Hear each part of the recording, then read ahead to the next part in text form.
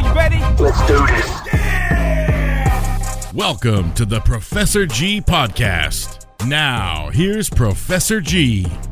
What's up, everyone's Professor G, and welcome to Professor G Podcast. I have an amazing guest here today, Donnell Livingston, originally from South Central California, now resides in Sacramento, Elk Grove, California, Northern Cali. Entrepreneur, nonprofit owner, just contributing to the community left and right. But what we're really about is telling his story. There's so many young people out there, older people out there that really just need to hear about good people doing great things. And you're one of those, Donnell. So welcome. So Donnell, why don't we start this off? Why don't you, let's go there. Tell me, where you from, bro? Originally, I'm from Los Angeles, California. Was born in Compton, California. Moved to South Central Los Angeles around 86. All right. And from there, So you're in L.A. You're going to school in L.A., yes? Where did you start off at? I started off going to Hillcrest Drive Elementary School. Okay. And that's in the Baldwin Village. Right on. So were you rich? Not at all. That was the opposite of rich. So we got something in common, man. You were city poor, and I was agriculture poor. Exactly. Yeah, I was city poor. Grew up in nothing but apartments, low income apartments. Mm-hmm. My sisters had a better life.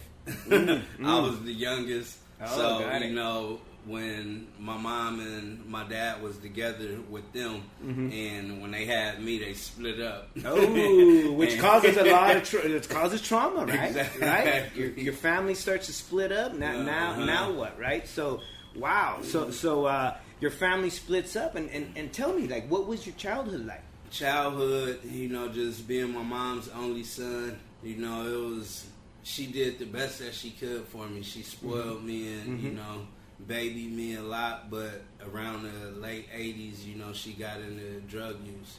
Wow. And from there, just being with her and witnessing a lot of stuff, that I shouldn't have witnessed. And, always feeling the need to want to help. Kind of really started my real entrepreneurial spirit.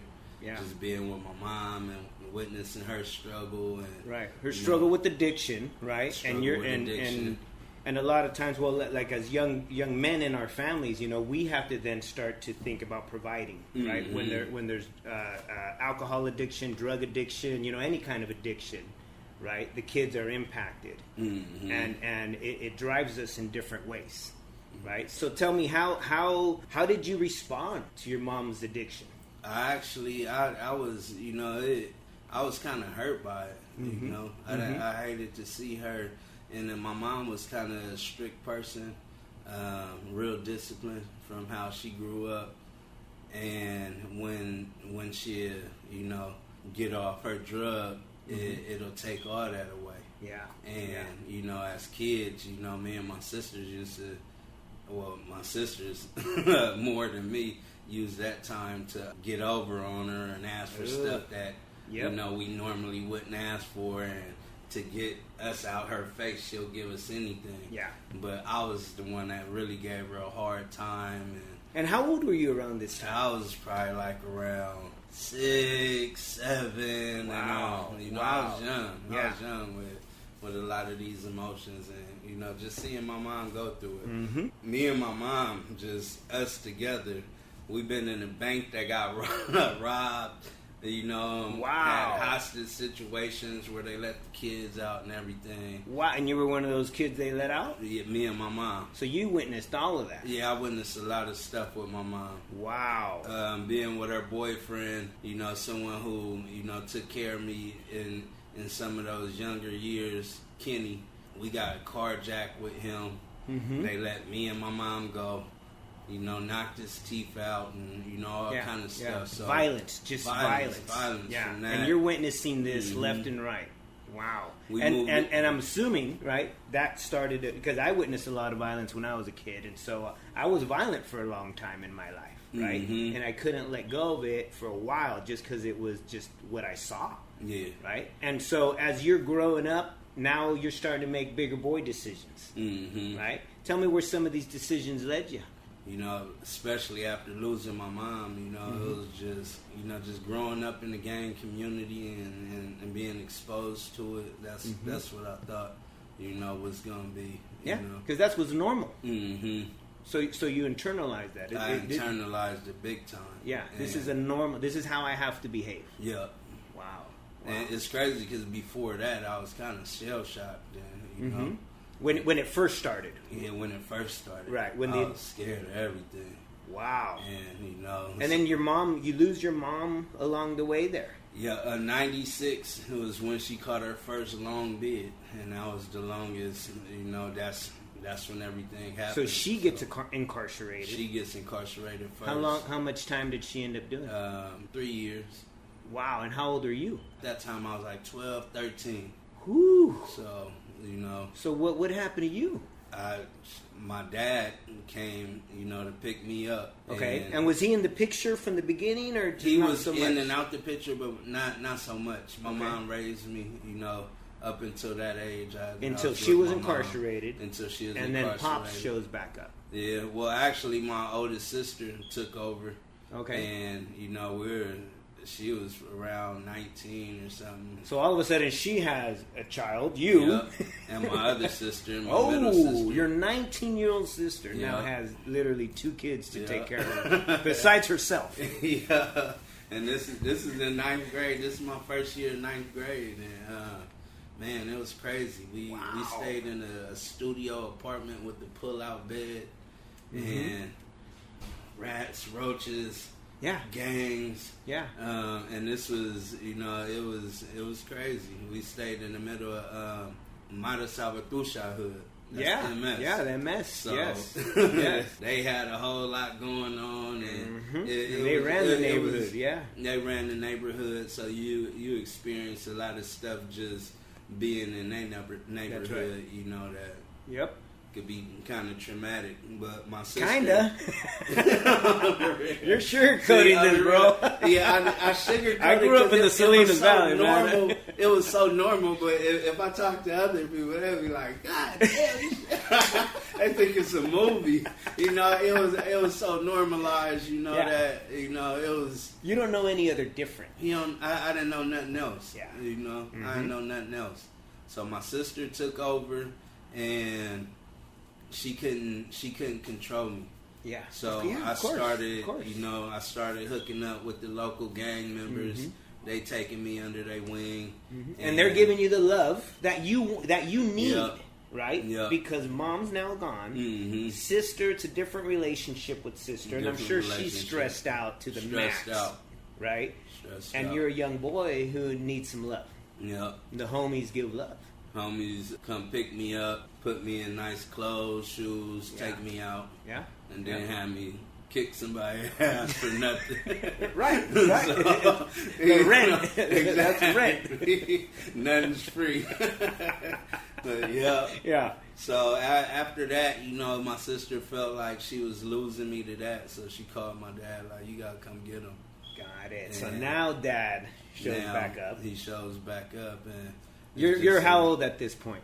Around 13.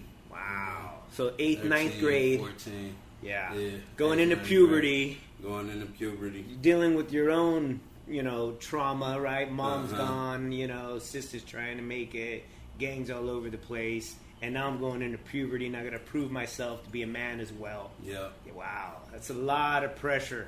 So that's kind of when, you know, especially after my first stint in juvenile hall, it was probably for like, you know, a couple weeks or something. So right around 13, you do your first stint. Yeah. How long was your first stint? Probably like 2-3 weeks. Okay. And it was just because, you know, my dad didn't want to come get me. Yeah. You know, it was stolen cars. Yeah. Started off. Yep. Stealing. Yeah. Hey, I got a couple stolen cars under my That's stealing just cars. calling it out. Eh? Just a little joyriding, you know. You know, See, mine was getting chopped up for parts. There's levels to it. You know, trying to be an entrepreneur without knowing how to be an entrepreneur. But so you're 13, you're 14, you're entering high school. Uh-huh. When all this is happening. Yeah, that was my 8th grade year. In the 9th grade, I kind of dropped out. Okay. And then my dad came and got me after that. So did you attend high school or anything in the LA area or anything like that? I went to Dorsey High for about 90 days, and this is a school like, you know, we coming from elementary, and all the schools were segregated. Either you go into a blood school or a Crip school. Got it. Yeah. Where I was raised, I ended up at the blood school where all the bloods go. Wow. And you know, you kind of. No, I grew up in everybody. Salinas Valley, so it's same. the Mexican thing over there. It's the Sureño schools and the Norteño Exactly. schools. You know, it's the same thing. It's just a little different, right? Yeah. So, wow. Okay, so you last 90 days there. Last 90 days there, that's when my sister was like, you know, I pretty much didn't do nothing. You know, we set up, tagged on walls and benches. And, Yeah. You went there for a little mini vacation during the day and then back to the streets. Yeah. So let me get this straight. When your dad, is your dad the reason you end up in Northern California? No. No, this is all still happening in L.A. Yeah. Okay, so dad's in L.A., mom's incarcerated. You know, you go to this high school where you know you ain't gonna last, right? Then what starts to happen? I started actually getting locked up. Okay. And, you know... another juvie, another stint? Juvie. At this point, my dad just, you know, I kind of rebelled against him because, you know, I felt like he wasn't there enough. Yeah. And I felt like he wasn't there enough for my mom. You know, I had a little more, you know, rage towards him. So our relationship just was rocky from the jump. Wow. And from there, you know, started stealing cars and doing little stuff to get arrested, and got on juvenile probation. And he was pretty much, you know, telling them like, keep him. Yeah. So, you know, after, you know, the crimes start, you know, escalating, you know, they had a reason to keep me. But, That's right. You know, he was going to the probation officer. And just saying, I don't want him, I can't handle him, just hang on to him. Yeah, because I'll leave the house. Like, he'll lecture me, and the next day I go and get high at the park, and I never come home until they're calling him. We have your son at the police station. Come pick him up. Yeah. He like, oh, keep his ass. And then they like, oh, you going to juvenile hall again. So I did that, man. I did that a lot. You know, I did that a lot. Yeah, it's all the trauma pent up, man. You know what I mean? And you just fighting the system, right? Fighting not only, you know, the people incarcerating you, but fighting the pressures of the street and the trauma of the family, and it's just a lot for a kid to handle. For sure, right?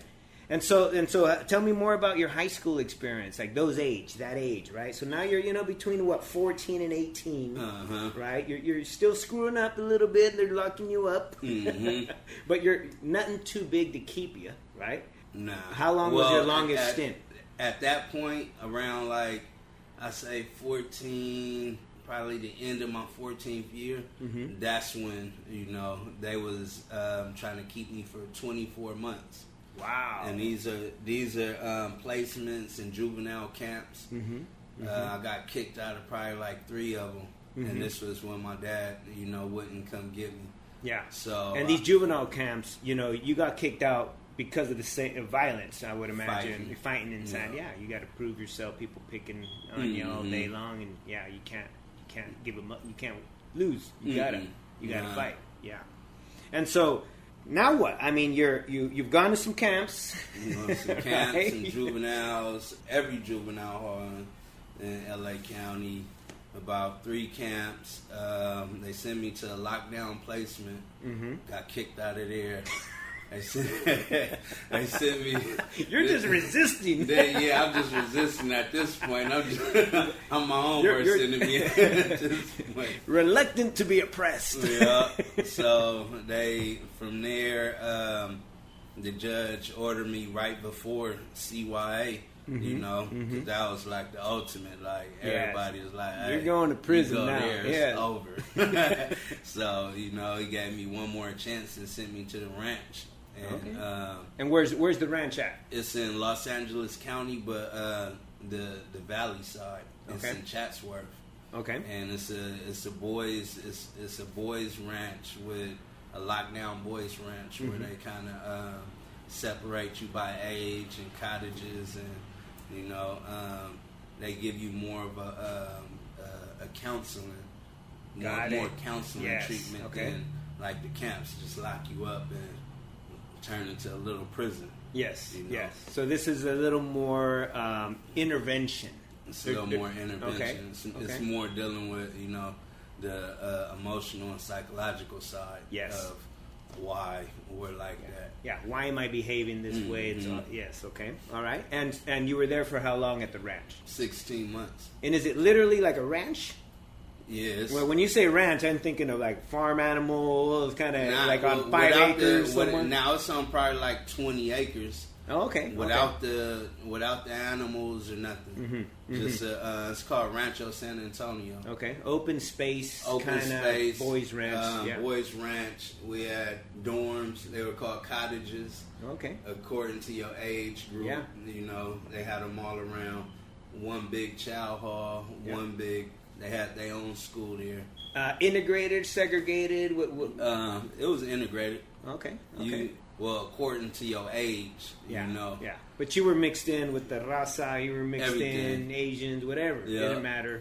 In my cottage, that's my boy Johnny Magayon. Right now, he's from Fillmore, and he came in young too, and he was a heroin addict. Wow. And that was as a teenager. That was my main boy. We the only 3 left out of everybody in cottage. Wow.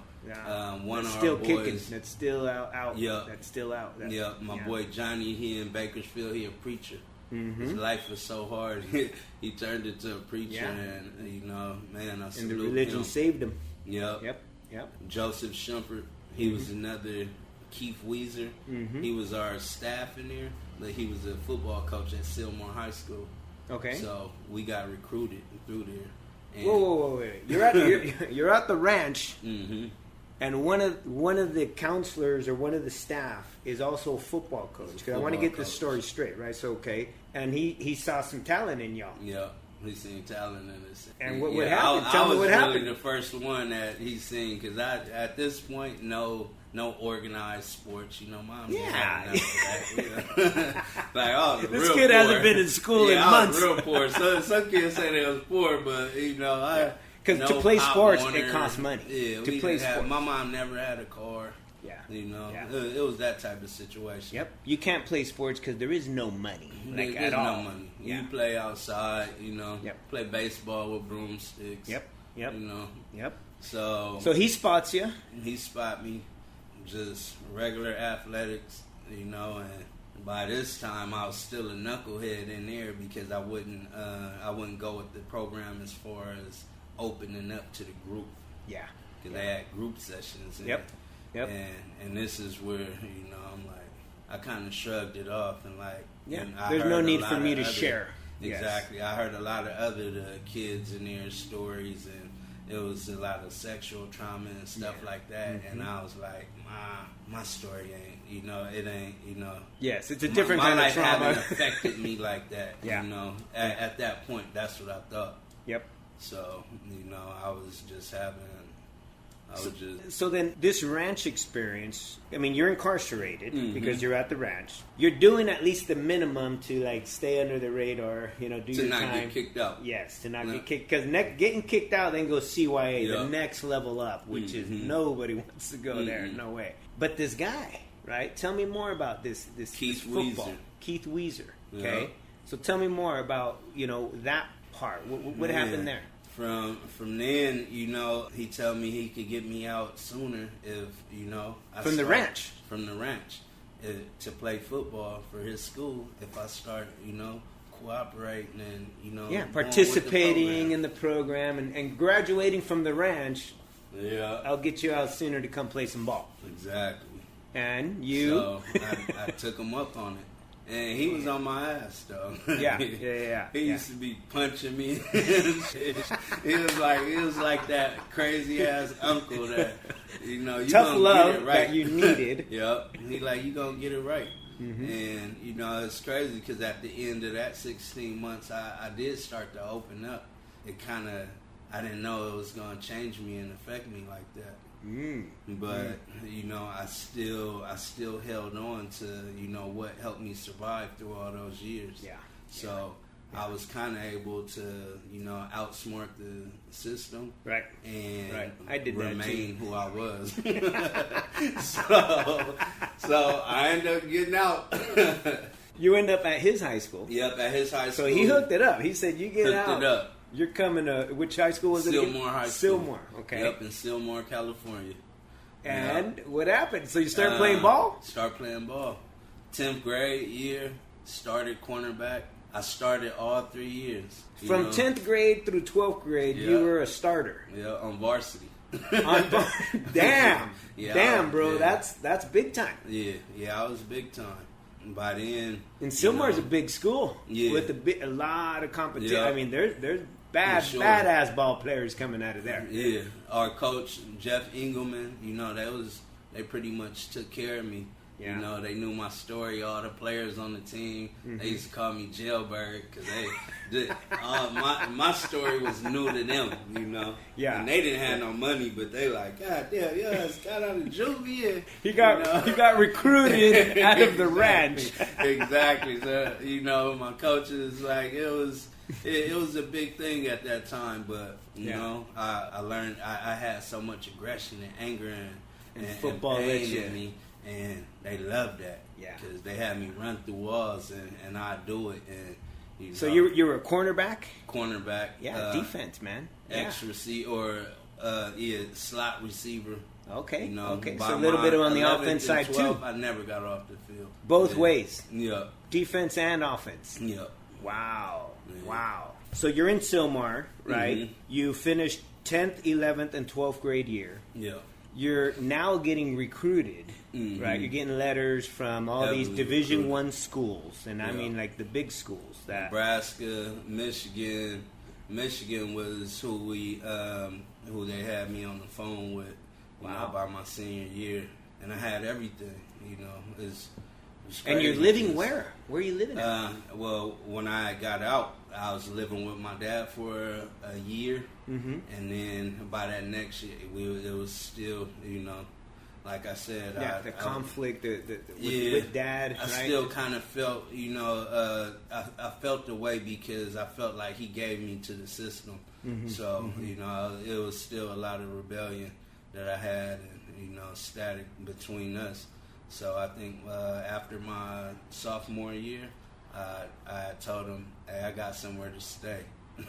Your dad. You're telling your dad, hey, I got Yeah. somewhere to stay. And Yeah. where'd you end up staying at? I ended up staying with, you know, it's like my family that I met in the street. I ended up fighting for their son one day. Yeah. Their son brought me home like, oh yeah, he protected me, and they took me in like a son. They loved me. Wow. So they ended up moving closer to my school. Yeah. And, So now you have at least a safe place to stay. Got a safe place to stay. You're playing ball. Playing ball, You're getting recruited. getting recruited. You know, what curveball life throw at you then? Like I said, this school, straight football school, my coach ran it. I had my grades, I had SAT scores, everything to get recruited and go to the next level. But they had a math and English exit exam. The California High School exit exam. Yes, that was a rule that was a law that passed, and it was only inactive for like 2 or 3 years. Right after me, they shut it down because they was losing too many kids. They had everything. So wait. So you couldn't pass the math exit exam, and is that what stopped you from moving on to a D1 school? Yeah, it stopped me from Holy. graduating. Oh It's crazy. man! I had all the credits. I had everything to graduate. And you have universities Yeah. saying we want Donnell to come play ball for us Yep. in the high school exit exam. The math exit exam Yep. is what just torpedoed everything. Torpedoed everything. Holy crap! And then they take it away like a year later, right? Next Because year. they realize this is stopping many so many kids kids struggling. from moving forward. Yeah. Wow. So this is you're in LA. This just happens. So you don't graduate high school. Nope. Wow. And that was crushing too, because hell yeah, that's crushing. Like I said, I was the like the streets and everybody at that point, like they knew my story, and so a lot of people that didn't, they like, damn, this dude, he like out here by himself. Like they couldn't fathom, what I was going through, but they was rooting for me because of it. Mm-hmm. And I had people giving me money, taking care of me, like, oh, he out of here. Yeah. Yeah. And so he's gonna make it out. He's gonna make it out. And that happened, and it felt like I let everybody down. Of course, and yes. And you're only, 18, 17, 18 at the time? Yeah, I'm 18 at the time, because I told you I blew that first year off. So, talk about spirit crushing. I had to go back, and my godmom lady, the one that took care of me, her, Janine, all her peoples, like, they took care of me like I was their son. Yeah. And just to go back and tell them that, it didn't work out. Wow. I'm not graduating, like, I really didn't. It was hard to do that. Yes. I wanted to run away then. Yeah. And just, leave it, but, So the day comes, you don't graduate. Yeah, well, I took one test, didn't pass it.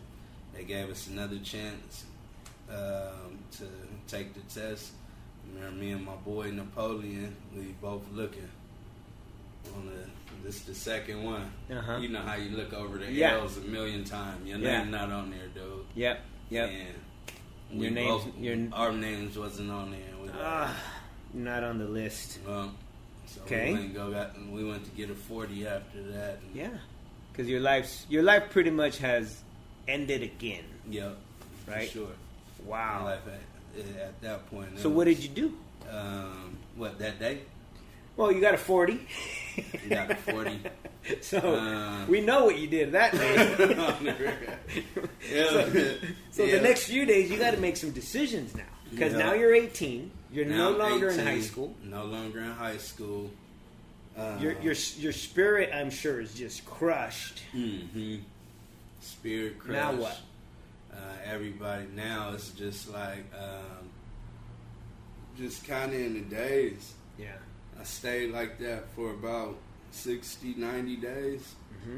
Mm-hmm. Just smoking, drinking, hanging out. Yeah. So you're going back to the lifestyle that you were doing before. You knew that lifestyle.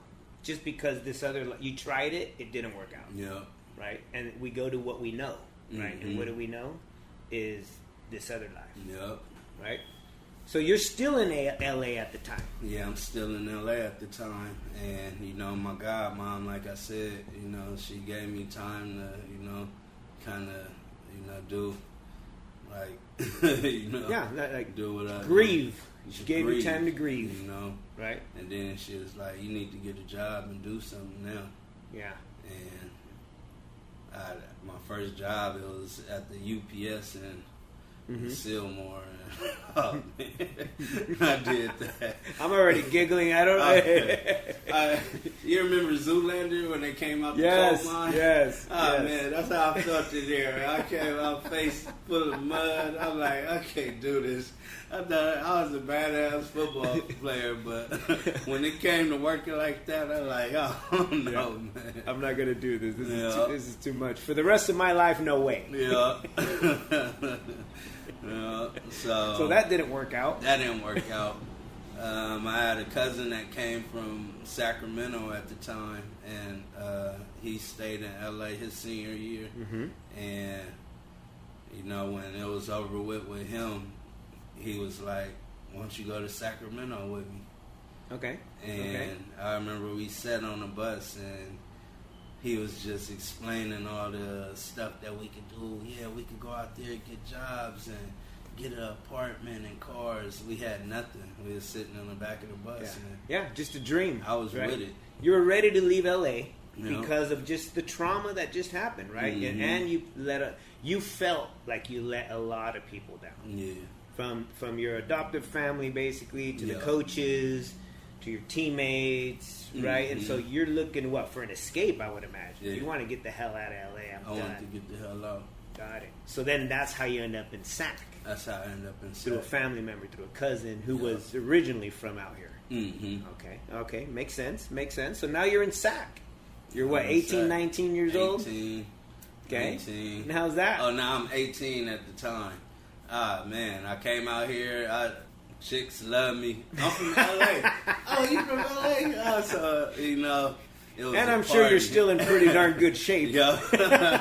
I tried to walk on and play football at Sac City. Okay. I went out there for a couple days and, warmed up with the team. And at that point, I was just crushed by football, and I didn't have the discipline no more. Mm-hmm. I really didn't have the structure around me. Yeah. I didn't have the people around me like I had in LA. In LA. Got it. So, it wasn't realistic to me.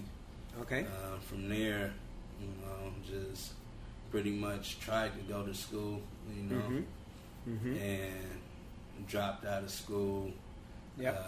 What, a semester, 2 semesters later? What were you one thinking? semester. One semester, just gave it a shot. Yeah, Wasn't feeling it. Yeah. And 'Cause said, I "I'm was done." supposed to, just play football and, continue schooling. So when I stopped playing football, it was like school wasn't going to do it for me. Yep. And, So now you're new chapter, right? So now you're not in school in not SAC. in school. So what you doing? I tried a couple jobs. Mm-hmm. Start smoking weed a lot because now I'm in Northern Cali. I quit a couple jobs because I was too damn high. Yep. So my auntie had gave me and my cousin, I got 30 days to get out of here. Yeah. And The ultimatums, like, hey, you guys are screwing up. It's time for, either shape up or ship out. Exactly. Right? So we went through that. I ended up my cousin's boyfriend ended up splitting up with her, and he needed somebody. I guess he had evictions on his name. So my name was clean. He said, "Hey, you can come live with me. You just put it in your name and give me $300 a month." Yeah. So I was out of there, and we had our own little bachelor pad. Yep. I started construction, working for my cousin, remodeling homes, but before this, was running out of clothing stores with clothes and stuff. Just doing anything to kind of stay in the loop and keep up with the Joneses. So it's part of the lifestyle, right? Because there is no resources. And when there's no resources, there's no money, there's no real opportunity. You got to do what you got to do. Yeah. And so you were doing that. Yeah. Just felt out of the loop with the job, situation. Yep. Just didn't feel like there was no connection here. They'll hire me and try to get work out of me, but I just still felt like an outsider when it came to employment. So it's hard for me to stay at a lot of jobs. And it's because of everything that has happened, right? And what you've learned. Your survival skills are street survival skills, right? And sometimes, when I was heavy street survivor skills, I lost a bunch of jobs too. Because I just didn't understand that there's a different behavior and kind of that has to happen, right? You tend to learn that, from just being employed. Yeah. Right? Job after job after job. And I understand the kind of very similar situation. So my cousin got me the job remodeling homes. I was working with Dennis. He was a Vietnam vet. And that's I felt a sense of connection. He trained me how to do copper tubing, everything. Yeah. Soldering pipe. Yeah, had me do all the dirty jobs. Demolition. That's what I started. You're demo, bro. That was all demo. Here's a hammer. Exactly. And he just let me go. But that was the first job that I really felt like, I like this. I can do this. Yeah, because you're strong. I'm strong. And you're angry and angry. Swinging a sledgehammer. Exactly. Busting windows out. That was it's fun. So then you're doing some construction work out here in SAC. Yeah. you're 19, 20? Nah, by this time I'm still like 18 and a half. This is still right after high school. Still right. It happened so fast. Wow. It happened so fast. So I do the like I said, was messing around before I got into construction. My cousin worked there. He got fired. He wanted to rob a clothing store. Yeah. So he called me, and I kind of introduced him to all this stuff. Yeah. So he needed me to do it. Yep. So he called me at work, and I told my foreman, Dennis, hey, something going on at the house. I got to go check it out. Mm-hmm. And he said, go ahead, take your time.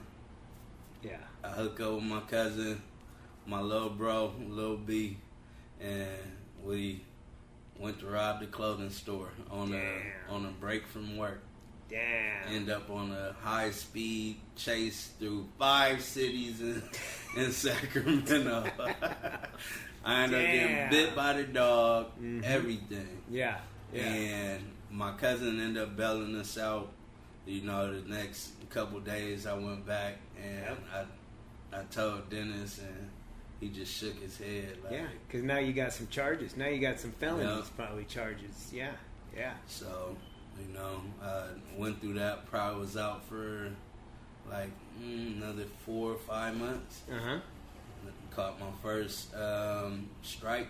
Wow. From that. Yeah. Eventually you go through the court system, Yep. and boom, there's your first strike. He gave me a strike in the county lid. Okay. And so off of the county lid, that's like 12 months. I did like 10 and a half months off of that. Sac County. Sac County. Yep. I'm familiar with that place too. Did that on the radio. When I first came out here. That's what I'm saying. When I first came out here, I was like, oh yeah, this, it was less restricted like LA. Yeah. Yeah, this was the wild, wild west, 20 years ago, bro. 20 years ago. Hey, for real. And that's what when I came here, I'm like, what? Yeah, me too, man. It was a light bulb moment. I'm like, I'm way more skilled. Exactly. Than the locals. Exactly. So, I ended up doing that. And I still wasn't from that. Man, I set up and just jail was so easy for me at this point. Yeah. I didn't have a hard time. I didn't go through a lot of the stuff that I've seen other people go through. And you're kind of used to it. I'm used to it. And you are used to it, right? Since you were a kid. I know what this feels like. I know exactly what to do. And I know I'm eventually getting out, and I'm not worried about it anymore. Right? Yeah, it's part of the life. It's part of the life. Okay, so then what, you that stint there, you did 10 and a half months? 10 and a half months. I get out. Right before I get out, I wrote my brother, DeJuan, like, yeah, when I get out, we gonna sell this, do this, sell that, do all this crazy stuff. And it's crazy because he still had the letter. They actually let the letter go through. That was before they were reading everything. That's how behind SAC was. Exactly. They weren't reading the letters. And I'm like, man. So I got out and I did everything. Check off the list. I checked off the list. We end up having a little dope spot and selling. Using. Yep. Everything. And eventually, 6 months later, after my release, I caught my first dope case. Damn. And she said, I went to the public defender's office, and I remember she said, "Oh, state prison." And I'm like, "What? I only been to the county once." Yeah. And she like, "You signed for a strike." Damn. And that's how they was getting people. Yes, the 3 strikes ruined Latino and African American males. For sure. I mean, we're the victims of that 3 strikes and you're outlawed that passed in the mid '90s. For sure. And it only affected our population. Yeah. It took literally our men off the streets. And that was the the case for the maxed out prisons, and that's all it was. Yeah. That was the whole population. Yeah. And it was crazy. It was crazy going through all that. And Wait, so back to what she told you. She was, now you're going state pen. Straight state pen, and I'm like, what? I only been to the county one time. Right. And I'm used to seeing people get chances. Yep. And she said, nope, you signed for a strike. But that strike, I didn't have to get that. But when they told me state prison, you know, or county led strike, I took the county led strike. But I would have got a grand larceny. It would have been a nonviolent crime and halftime, and you know, I probably it would have been a slightly it would have been a little different road. So when I came back, now we talking about enhancements and everything else. So, so that second one, you know, you ended up at state pen for that second one. Not yet, because I had bailed out from that and was kind of fighting my case out outside, and I went to court one day to turn myself in, and they had told me that I was just joking, like I don't want to turn myself in today, and they had told me that the prosecutor wasn't in, so you get an extra month. Okay. And so after that, it was like, you know, I just blew it. I went on the run. Yeah. I ended up, you know, the last month of freedom. Yep. So you're going off. I just went on a robbing spree. Yep. I hit for a lot of money. Started robbing all the people I was buying drugs from, and pretty much just, you know, went on. Yeah. Went back to L.A. Oh, okay. Yep, on the so run. that month on the run. So you don't turn yourself in that month later. You're like, catch me if you can. Yep. And you booked it. Booked it. And then eventually, what? You get caught up in L.A. Or you get caught up here? I got caught up in L.A. Got it. With 5 more charges. Yeah. With 5 more new charges. New charges. Plus on the run from the Sac So County. the marshals was on me from the Sac jumping bail in Sac County and not turning myself in. Yep. Caught me with 5 new charges out there, and at this point, you know, all the money was gone. We had it was so much fun at that time, you know, just spending the money and, you know, partying all night and all this stuff. And I came to a point where, you know, all the money was gone. Yeah, you burned through it all. Burned through it fast. Yeah. People was complaining about me my family members was complaining about me being at their house because they like, you know, he on the run. Yeah. Now my money gone, so, you know, everything's changing on me. And they know when you get busted, I aided and abetted. Yep. So now Exactly. I might go to jail because you're hanging out here. So I went from that stage. I went to. I was so depressed by the end. I was popping pills at the time, and you know, I hit an all-time low. Yeah. And you're now 20. 19, now 20, 20. 21? 20. Now I'm 20. Okay, so you're not even 21 yet. No. Damn. You know, I was a few, about 2 months after my 21st. That's when, you know, that's when I got busted and went to prison. Okay. And then so that the 5 charges, the pending charges from over here in Northern Cal. So now for the gun and invading and the assault in L.A., they gave me 32 months. Okay. With 80%. Yeah. Sac County was giving me another 32 with 80 for the drug case. About time I went out, that I still hadn't dealt with Sac County about the drug case yet because I had to do the LA time. So they sent me to prison. I had probably like 8 months left on the 32 with 80. Wow. And sat right under my door. Oh no, they called me to the captain's office during the count time. And I thought someone passed because usually, you know, that's what they do. And so I'm walking up there with butterflies in my stomach. As soon as I get in there, they Livingston. I'm like, yeah. He throw the warrant from Sac County. Ooh. Now this is another charge from Sac County for another robbery. And Sac County coming to get you in 7 days. The next day, I was out of there. Wow. Sac County gonna come get you. Wow. So I end up, getting that time and then going out to fight this robbery case. And now it's like, now we talking about strikes. Yes. Yeah. Multiple years. Enhancements. Yep. I was facing 28 years. Wow. That's what they came at you with. 28 years. 28 years. Ooh. So, my mom, it's crazy, around that time, she was out. She had got me a lawyer. Because she's now out of prison, right? Did she clean up? Did she do, Nah, she was still doubling and dabbling. Okay. She got me a lawyer, around that time. Mm-hmm. And it's crazy because the lawyer, at whatever she did to get the money for the lawyer, mm-hmm. she got busted. Ooh. So when I did my 9 years, mm-hmm. she did 9 years also. Wow. So me and my mom, it was crazy. So yeah, doing 9 years at the same time. Like I told you, in '96 she went, mm-hmm. I went.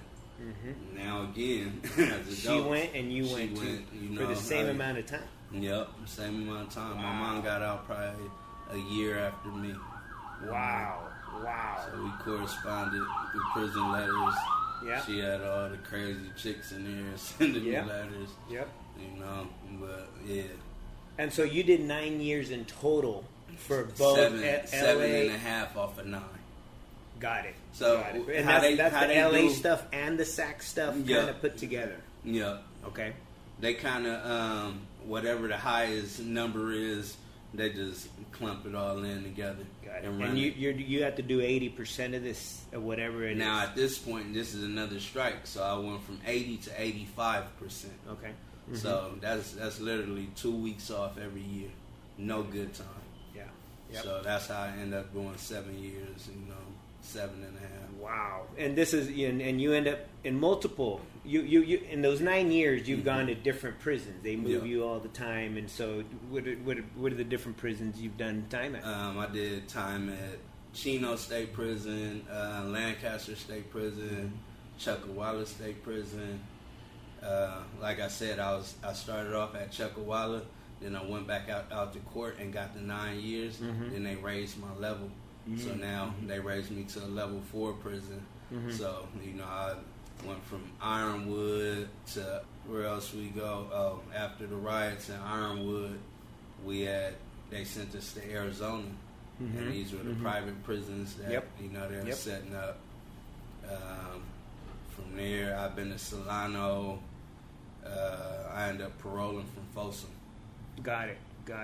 And while you're in prison, you got to do what you got to do to survive. But you're mm-hmm. also, from my understanding, starting to take some classes. Yeah.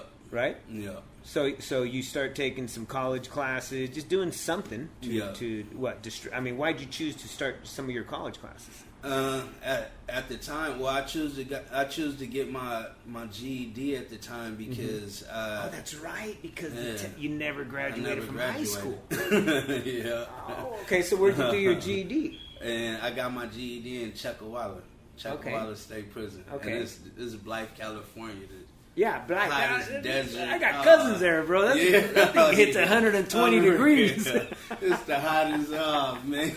I got some primos that I visited like twice. And I'm like, bro, you guys are like lizards out here, man. Exactly.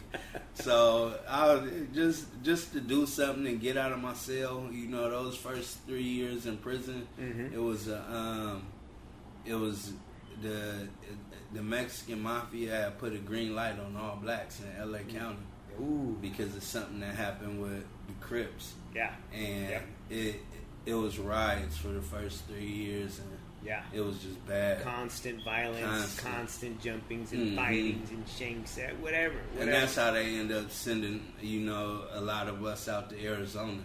They was trying to split these groups up that kept going to different prisons and getting it jumping again. Mm-hmm, mm-hmm. So, I ended up out there, and before out there, they had us locked down. Mm-hmm. So I was trying to get my GED to get out the cell. Yeah. So that was how I started it. Okay. Just because you need a break because you're 23-hour lockdowns, mm-hmm. right? That drives people insane, man. Yeah. So you need to distract yourself. So you decided, hey, you know what? Let me get my GED. Might as well finish this thing, right? So you're able to do that, And then after that came, you figured out how to start doing college classes in there somehow through the community colleges? Yeah, because I was at that time, you know, if you get your GED, you're going to be in the library kind of talking to more progressive dudes that, you know, like that have figured it out. That yeah, like, exactly. Hey, you could do this, you could do that. And, you know, I went in there and just passed my GED the first time. Yeah. And from there, you know, there was like, you know, they got Coastline Community College and all this. And, you know, I started to, it was all free. Yeah. So, you know, I needed something more to do. Yeah. You know, then, you know, I was institutionalized. I was used to doing time. Mm-hmm. It wasn't that hard for me. You know, I understood psychology a lot. So, absolutely. You know, I used it to my advantage. And I knew how to, you know, I didn't, it wasn't like I was just picking my battles, but I knew how to keep myself out of stuff, and I knew when to react. And you know, so I just needed something more to do. Mm-hmm. So reading and getting in school was the way I challenged myself. Yeah, to pass the time and challenge yourself, learn some new stuff, and either apply it to the good or the bad. Don't matter. You're learning, right? Exactly. You're understanding behavior. You're understanding just how to work the system. Yeah. You know, that's how I had to figure it out. I can work the system, right? But within the rules of the system. And that's exactly how it was. You know, it was like it was turning me into a smarter criminal. Absolutely. And, you know, I really thought, like, you know, it's crazy. Cause I was telling somebody, one of my clients, he a teacher, and I was telling him the other day because he was asking me, "Hey, you read these books?" Mm-hmm. And I'm like, "That ain't nothing. I did essays on books that I read." I was telling them the first time I read Art of War and 48 Laws of Power, my mind was on strategic. Yes. And then I read them later with a different perspective, and I got something totally different out those books. Yes. Same with Malcolm X book. I read, that was the first book I read in juvenile hall. I took that and created this, they're trying to get us this rebellious, you know, fighting, and when I read it later, I'm like, damn, he's saying something different. It hit way different, and you were in a different state of mind. I was in a different state of mind with all of your experiences, a little bit older, right? And now you look at the same book differently. Same book, right? Just total different message, right? The message that Malcolm X wanted to give. Exactly. Not the. Sometimes we misinterpret things when we're young. Exactly. And that's been getting down doesn't mean getting down. Exactly. So then now you just know you got to do this amount of time, these years. So now you're a little more, you're kind of focused on how do I make it through this amount of time? So you're finding these pastimes that are making you just more strategic. More strategic, and they kind of aligning me with better people, more thoughtful people, and that's that are still incarcerated themselves. They've gone through what you are going through. They already went through 10 years ago, and they're mentoring. For sure. Yeah. And some you know, might not have went what I went through, but they just seen something different in me. Yeah. And they used to challenge me. And, you know, I had cellies, and I had this one celly, and he used to be like, "Man, why you dumbing it down for everybody?" And I'm like, no, I'd argue with him, you know, I don't want to hear that. And then, you know, I'm like, yeah, I really do. It's like they don't know the real me. Right. You know, and I felt like, you know, in a sense, that was me. Yes. You know, I felt like I was like, the imposter. Exactly. And inside, you know, because I'm like, it's like an act. And I'm like, damn, it's theater. Exactly. And then I'm like, this is what everybody doing. Because, you know, I didn't set in sales with lifers and, you know, big bad, tatted up. And, you know, they get to talking to you about, you know, life, and they turn into totally different people. Exactly. And I'm like, what you're is seeing fake. is not, It's not real. what's inside. I'm like, this is fake. Yes. All this is fake. Yep. And it's like you on the prison yard. Everybody, you do it so much. You think it's You think natural. it's real, but it's not. You think it's real. It's not. It's not. And I didn't had some of my North Day partners, some of my South Side partners, especially going on my educational path that was on that too. Yeah. And the conversations changed. Exactly. From politics to, man, who I really am, what I really want to be. And I seen this from some dudes, some stand-up dudes who was just like me. Yeah. And you know, I came to a point as far as my card and the black card where I had to suppress a lot of, you know, the education and the stuff I was learning because it was just over these dudes' head. Yes. So I started linking up with other races because it was the same thing. Yep. It's over their head. Yep. So now we finding little, you know, our own little, you know, intellectual crew Yep. of people that are ready, Yep. right? It's a mentality Yep. thing, right? We're not Sure. ready. I wasn't ready for many years. But when it finally, the day came that little spark hit, it's like, Damn, completely, you know what I mean? All the rules are different, and now Everything. it just snapped, and I'm like, oh, and you're right. Now it's like, okay, let me seek those others who are there or beyond that, because there's so many others that are just even at a much higher and it's level. crazy. I really didn't see. It Yeah. came to me. Yes. Once I got real, you know, with myself, and it'd be, hey, here, check this book out, and then, hey, check this one out.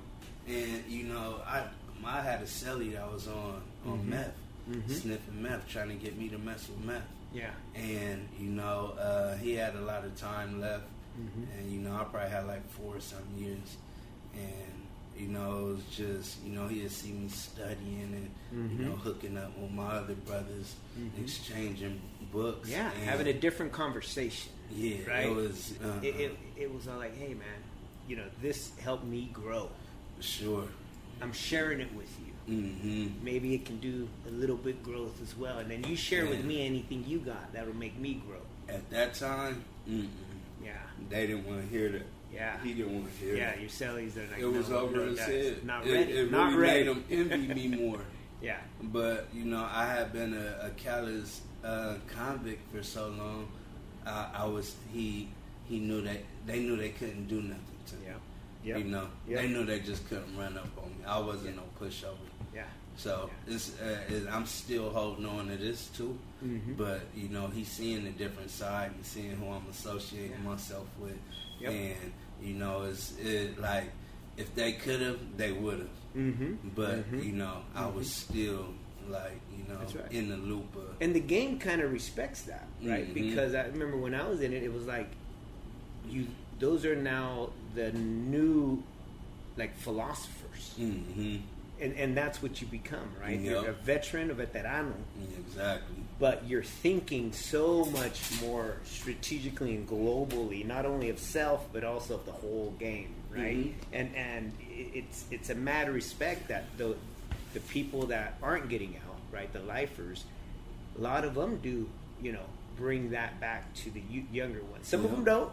Yeah, some of them don't. Some of them won't. Some of them are just constantly going to be on that one side, but those ones that grow enough that can then share, it really changes the young sure. things, man.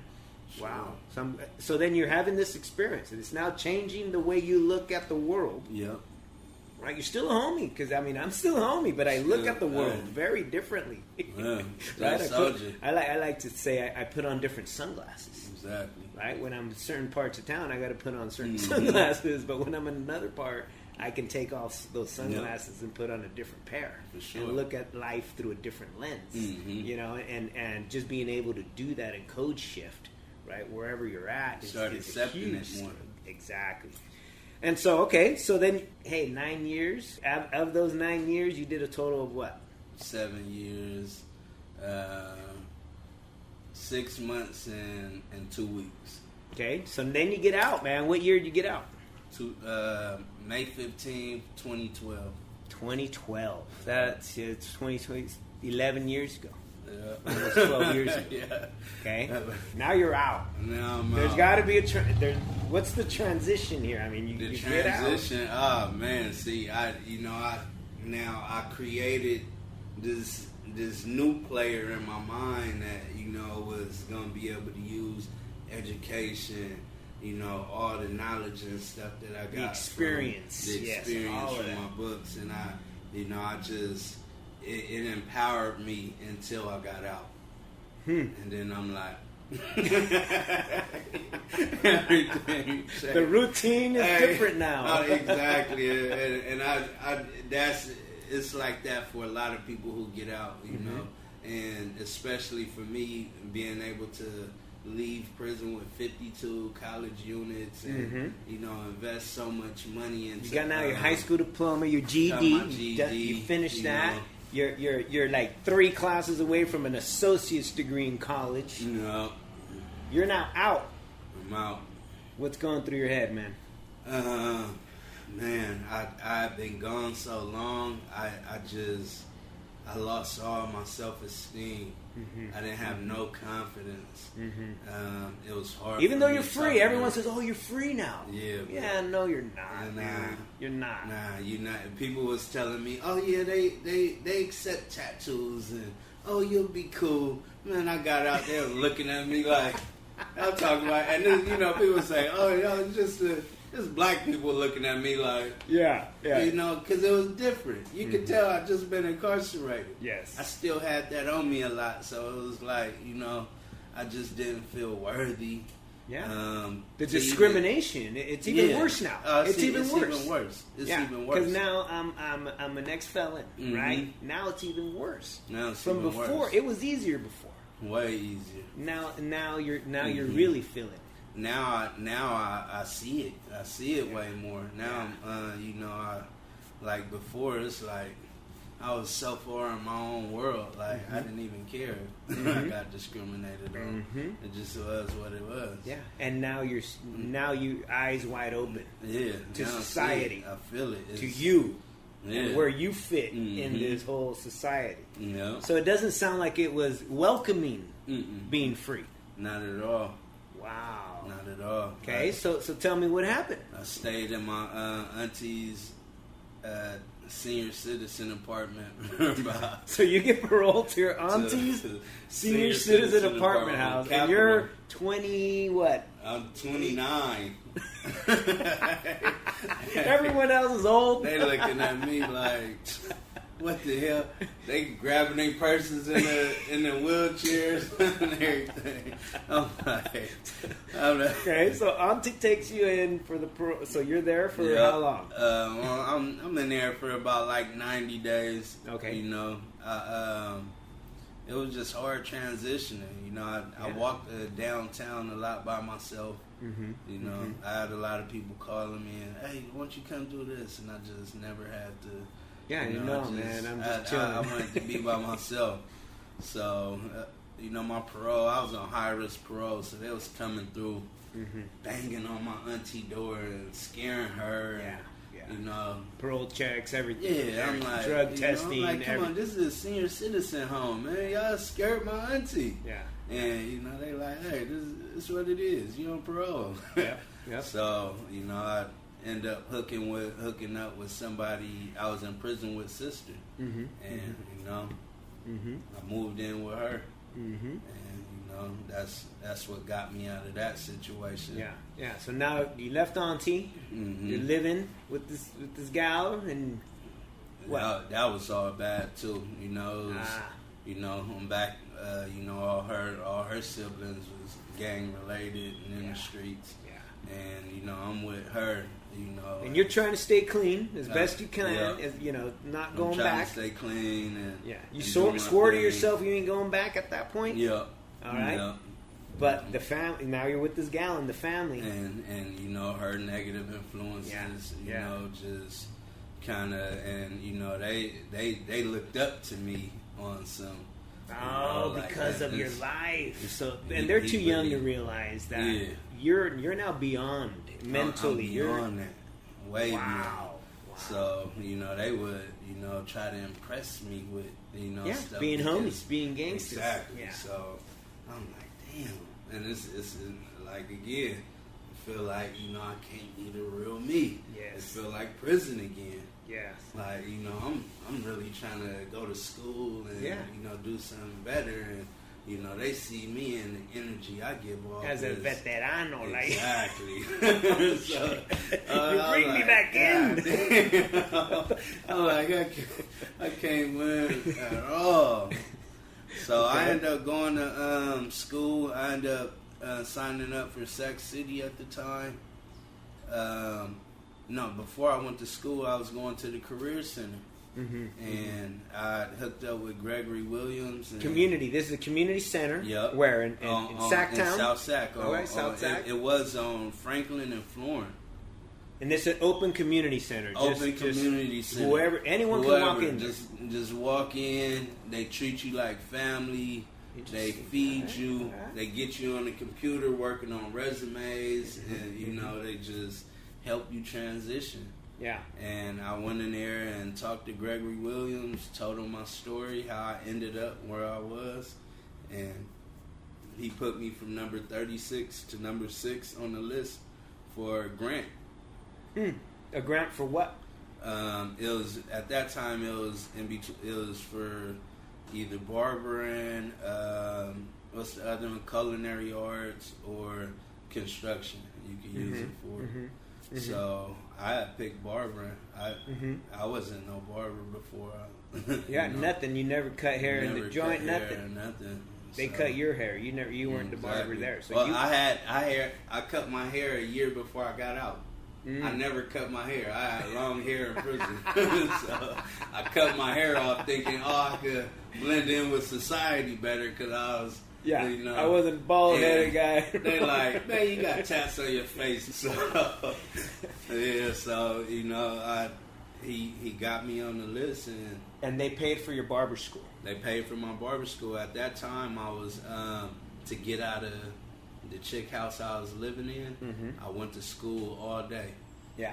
Barbering from 9 to 4, and then from probably like 5 to 9. Just avoid going Sac home. City. Avoid going home because because it drained me at that point. That's right. I had seen so much violence in prison that it came to a point where I hated hearing people get knocked out and they head hitting the ground. Like it had turned my stomach. Yeah. So it's like I was just I just wanted just to sick run of it. away. I'm just sick I of was it. just sick of it. Just give me another environment. And they was thriving off of that. Yeah. Oh, we did this and exactly. Oh, and I was just me too, done man. with it, man.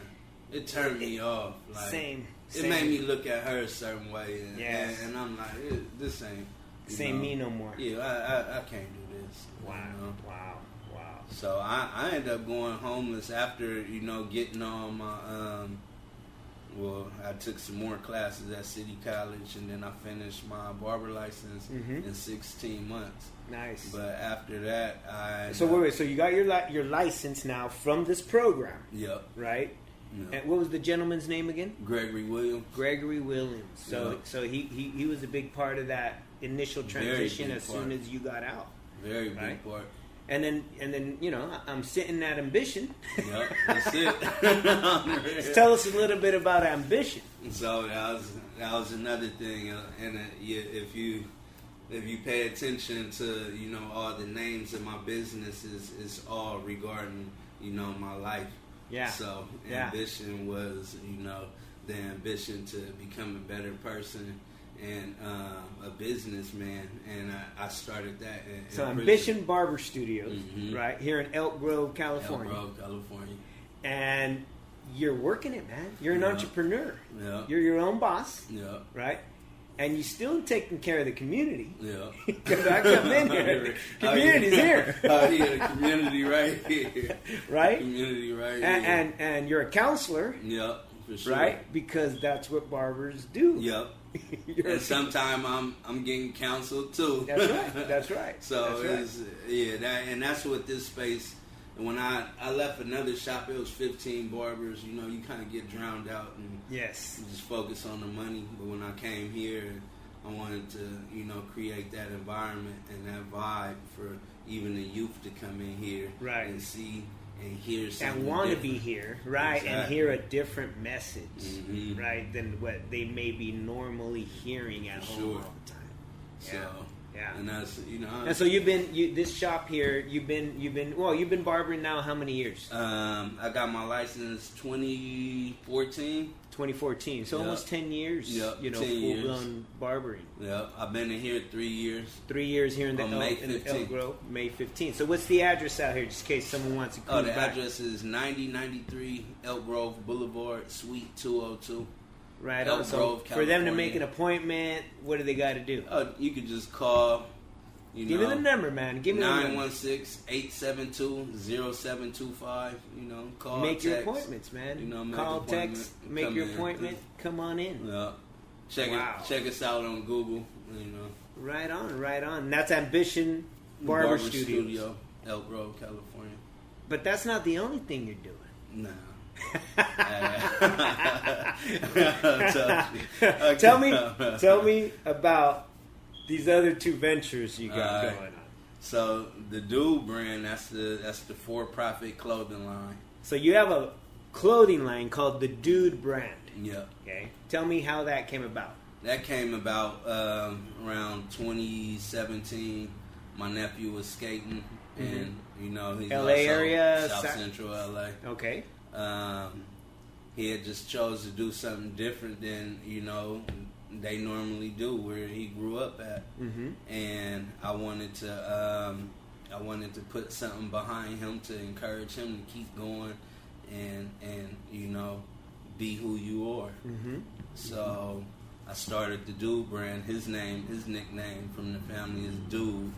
So Okay. I created the Dude brand to be a minority skateboard apparel company Because of what you saw. because of Right. what I saw. Skating was keeping him out of Yep. the same lifestyle that maybe you followed, Yep. right? Mm-hmm. And it was a distraction for a lot of kids.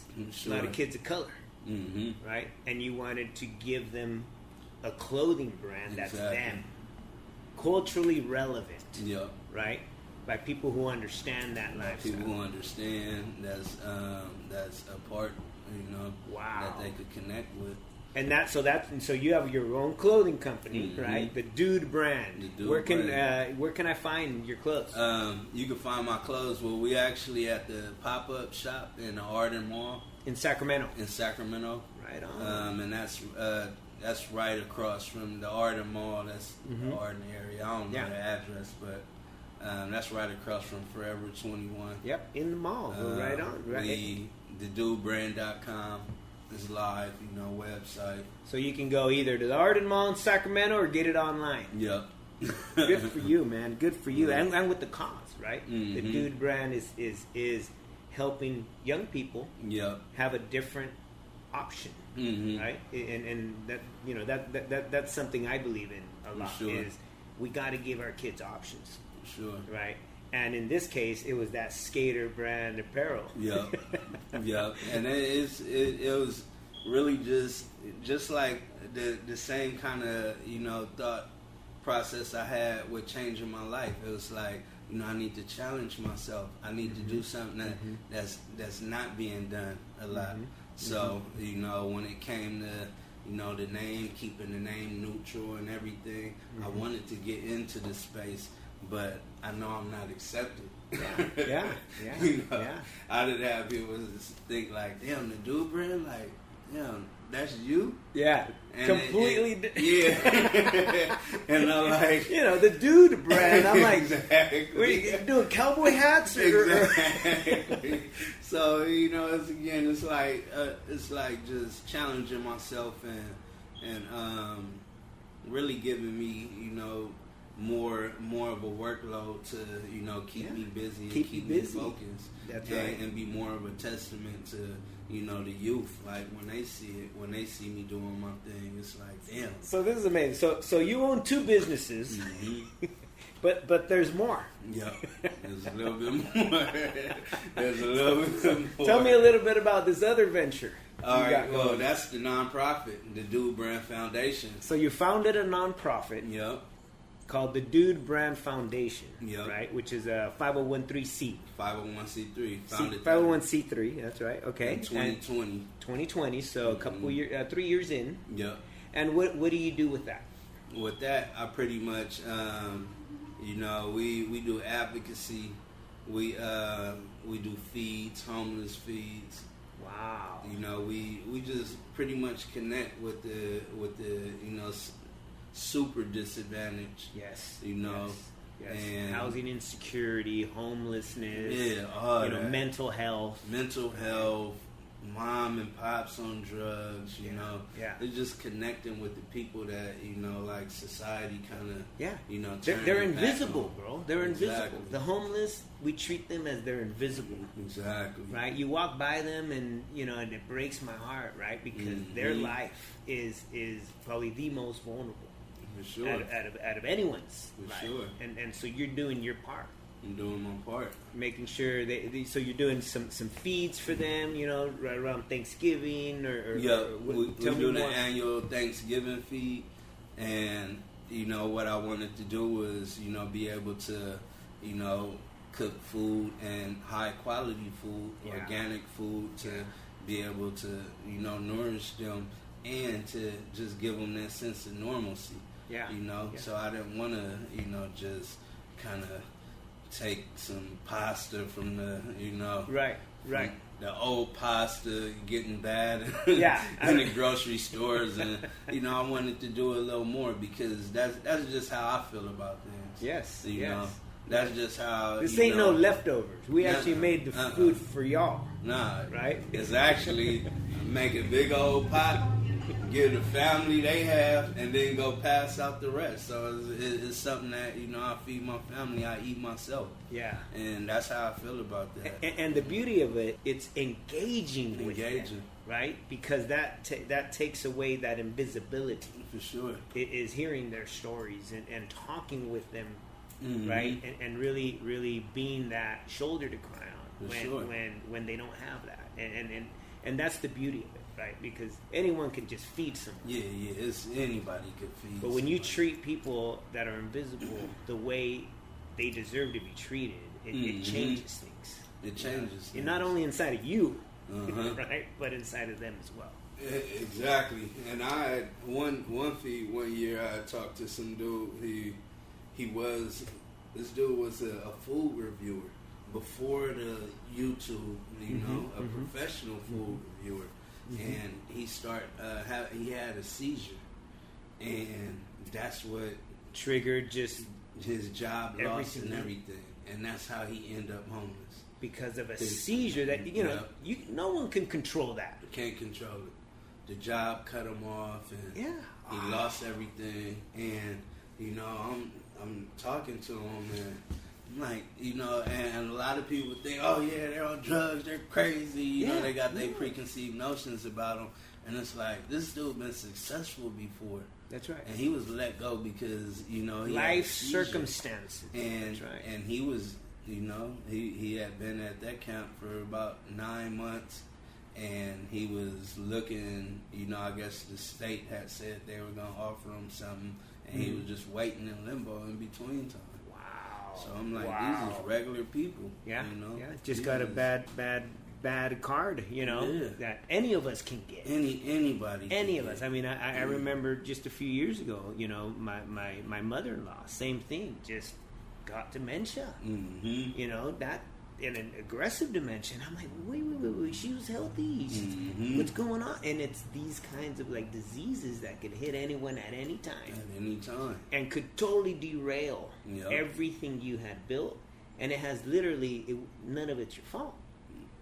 But people, the way we look at it is, we discriminate. Society he discriminates. deserved to be out there. He don't want to work. Yeah. He don't, Which is a complete false. it's like, man. Oh, man. And it'll be the same thing how I think, they was probably looking at me like, oh, he don't want to do good. It's Right. like, I don't really know how to do good. That's right. That's right. If you take it back a couple years, and that when I start really, especially psychology, helped me, hey, go in reverse to see like. So when, you know, anytime I'm dealing with kids when they come in here, and, you know, even on the streets, I'm never looking at like right now what I see. Something happened. Yes. It was, and you know, that's what I learned not to judge books by their cover. Exactly. You know, people say that, but most judge books by their cover. Sure right? And they judge people by sure their covers. No, I know exactly what you're talking about. So it's more of the process. Yeah. You know? Yep. Like, you know. Your self-enlightenment. When you kind of know, you're like, don't judge that child by the way they behave. You don't need to put them on a behavior plan. You put them on those kinds of plans in school, it starts to derail all of them real quick. Sure. And let's be real. Black and brown get put on those plans way faster than anyone else. For sure. And that just derails potentially so many of our kids. They separate them. Yeah. And feed attention. them, you know, but when you feed them right, you know what happens. You feed them the healthier stuff, like the food, the knowledge, you can end up with a different package, man. And way different. Just so proud of you, man. So proud of what you've done. It's just killing it, bro. Killing it in a whole other way, right? In terms of inspiration, in terms of overcoming the many obstacles that are systematic. Okay, so that's what I want. I want our young people to really hear, that sometimes, most of the time, you're born into things that you have no control over, right? Zero control over, and you're adjusting and you're surviving. But at the same time, we want to bring that these messages of other people's lives. Right? Is if they can learn from us, why not? Exactly. You know, and I'm hoping that this reaches those young black and browns, right? That live lifestyles like us, but can make those change, or that are currently incarcerated and will need to make those change, or if you're not getting out, because so many of our brothers are not going to get out, right? Is you have influence over the younger ones that are there that are going to get out, right? And really get us to really understand that knowledge that we need to have to be able to make it out on the outside. Because like you said, getting out's the hardest part. Yeah, that's the hardest part. That's the hardest part. That next transition back into society, that's harder than time. It is. It really is. Because you get used to, that lifestyle is so barbarian. Yeah. It's like, and then you got to deal with civilized life. And you got to deal with, some more gatekeepers. I went to parole asking for everything, and they sent me to the county building. Wow. They didn't give me anything. Anything. They're like, go over there. Go over there and get in line. Exactly. They're like, and the line might be 18 months long. Oh, man. I'm like, what happened to all that rehab stuff y'all was talking about in there? There ain't no rehab. Where the help at? They like, man, I had one, my last PO, he had told me, he had let me off parole because he like, you boring, man. He like, you're boring. Like kicking in doors and chasing people. Yeah, he wants to be on the hunt. Exactly. And y'all gave me He was coming to my studio. I had my barber license at the time. I was working a graveyard shift. Everything was A1. Yeah. And he like, he was upset that I don't get to chase you, man. He said, I'm like, you're a pro, man. I like kicking indoors. I'm like, all right, thank you. But that's, that goes to show, like, the system is programmed to reincarcerate. Sure. Right? And that's why at Inspírame, and we're building Teco, man, to really try and help people learn and understand how to make it through like high school, right? Exactly. GEDs, high school completion. How do you get a certification from a college, that's short and that can make you some cash to really start to build upon that? How do you get a degree? How do you understand that? Because let's be real, they don't teach us that in school, right? My high school counselor was busy suspending me. Exactly.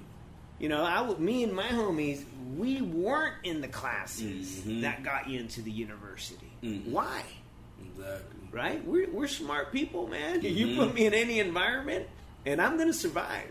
That's how I am. On the real. That's how And I that am. means any environment. You drop me in Beverly Hills, I'm surviving, bro. Exactly. But you drop me in the hood of the Salinas Valley, I'm surviving. That's exactly. You take what one of it these other is. book smart kids, they ain't surviving, bro. They gonna be looking for a way out. They gonna lay down and die. But unfortunately, the system, hey, Yeah. we didn't build it. Mm-mm. And that's it sounded to me like you guys are introducing the fundamentals, and that's how I feel like that's all I needed, just the fundamentals. Yeah. And I learned that in football a lot. That's what my coaches used to. The fundamentals. The fundamentals. It wasn't about my style or every time I tried to do me, it was kind of outside of fundamentals, and that's where I fell at. Yeah. And once I started changing my life and seeing things, for what they are and seeing things with a different perspective, I'm like, damn, the fundamentals don't change. That's right. The game changes. The game changes, but the fundamentals don't. Yeah. So it's like all That's I a needed. great way to all look I at needed somebody was to say, "Look, you so dope." Yeah. Look, and so once I started reading business, It's selling dope. Marketing, public Accounting? relations, accounting, management, product management, supply chain management. chain. I'm like, When you're beating people up for respect, it's the same thing as the professional world. Same thing. The same thing. The people with the fundamentals. bachelor's and the doctorate degrees, they have to beat up other people Exactly. to get to that level of authority. Sure. But they don't do it, punching. Yeah. They do it killing positions Exactly. of other people. And it's crazy. Yes.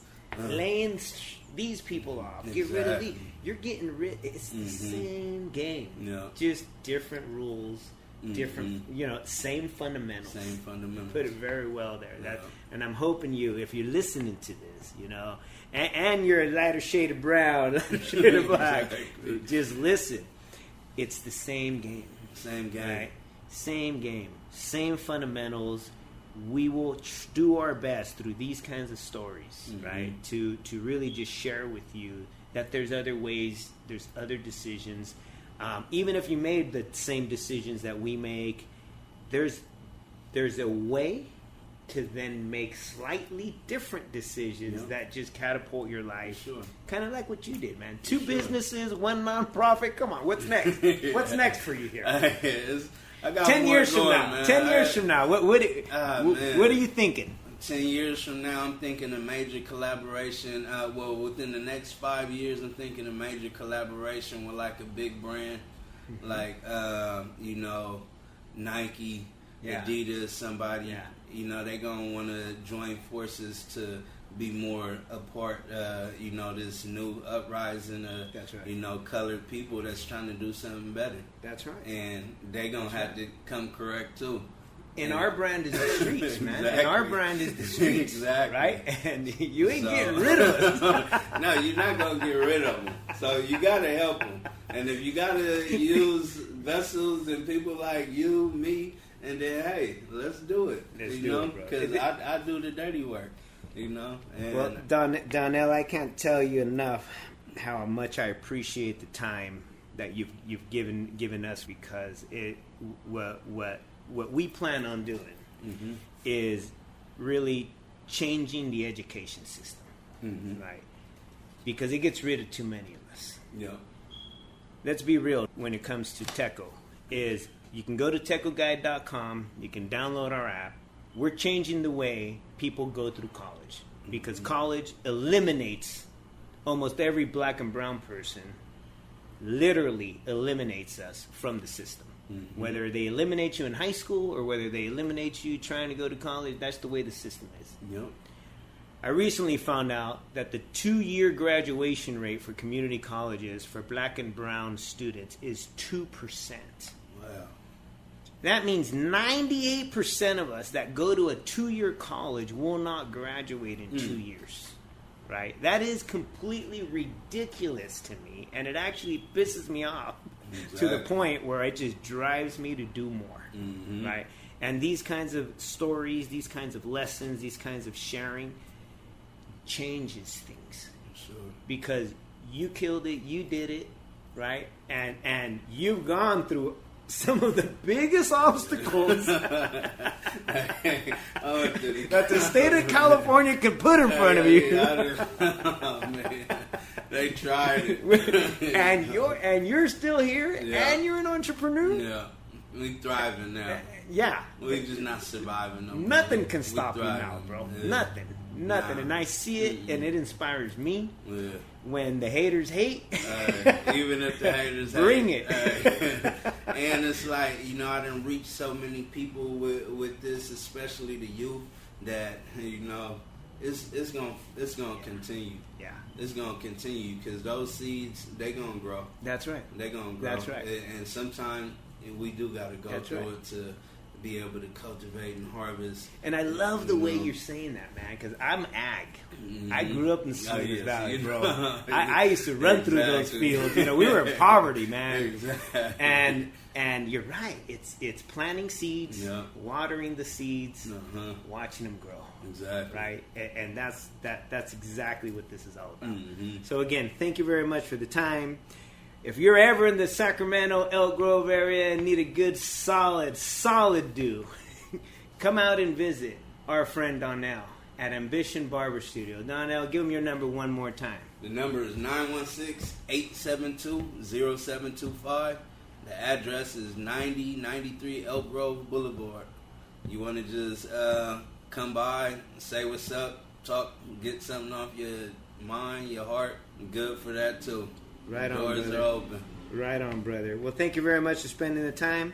And keep an eye out for us because we're going to do a lot of good work together, man. Sure. This ain't ending with the podcast. This is nah, like, hey, man, good spirits. We're gonna seeds is planted. That's right. Thank you very much, Donnell. See you later, homie. For more helpful tips like this, to find the quickest and most affordable way possible to get your degree, go to the App Store and download the free Teco Guide app.